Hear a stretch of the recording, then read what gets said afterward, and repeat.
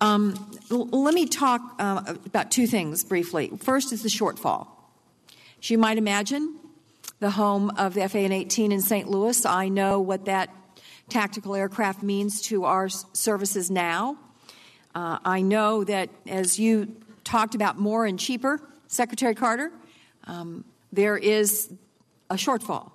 Now, it has been difficult to get a handle on the shortfall, but now learning today that initial operational is not going to be till 2016 for the Navy, and knowing we have 11 carriers to fill, it's just hard for me to believe that you all are still maintaining that there's only 100 shortfall.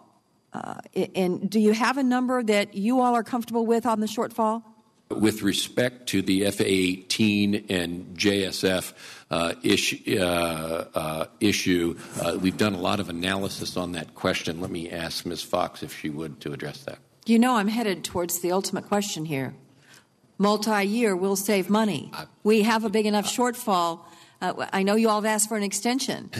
We need to get to the multi-year. You know you're going to end up buying that many jets. You know you are.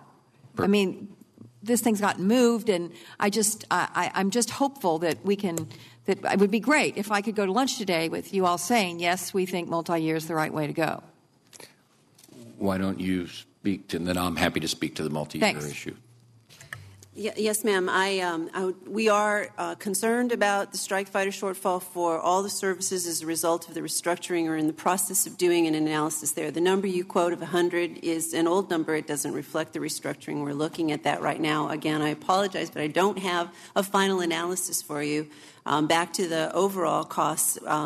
We will have an assessment of ONS costs with the strike fighter JSF program in the Nunn-McCurdy certification. You added MILCON. I think that's a very good thing to add, but I just wanted to alert you.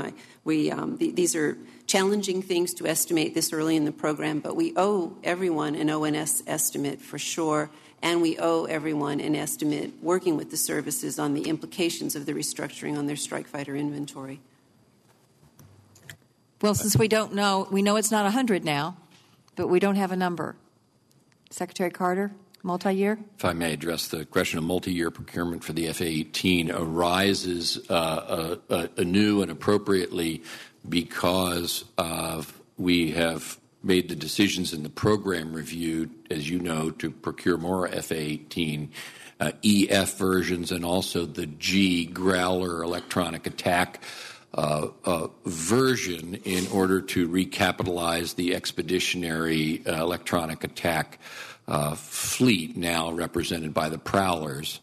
And since we're buying more, we have asked the question of the manufacturer, give us a price. We've indicated that the threshold of interest is 10%. That's just the threshold of interest. And so we would look for savings in the teens in order for that to be an interesting proposition to the department and for the taxpayer. Given that it's a multi-year commitment, there have to be savings there, and the Department of the Navy is in discussions with Boeing over that very point. Well, I'm glad you're in discussions, and I know that 10 is the threshold, but with all due respect, I hate to say I told you so, but, I kind of knew that 100 wasn't real. If you step back with common sense and look at the JSF program, and I'm looking at my friend from GAO here because I know he wants to nod right now, it wasn't going to be on time, and it was going to keep getting pushed back, and we've got those 11 carriers, and frankly, if we save money with a multi-year, we ought to save the money if we're going to buy the jets. This notion that we have to get into the teens of savings for multi-year, I don't know what we accomplish if we end up buying them anyway. If it's going to save money to do multi-year and we know we're going to buy them, by all means, let's do it.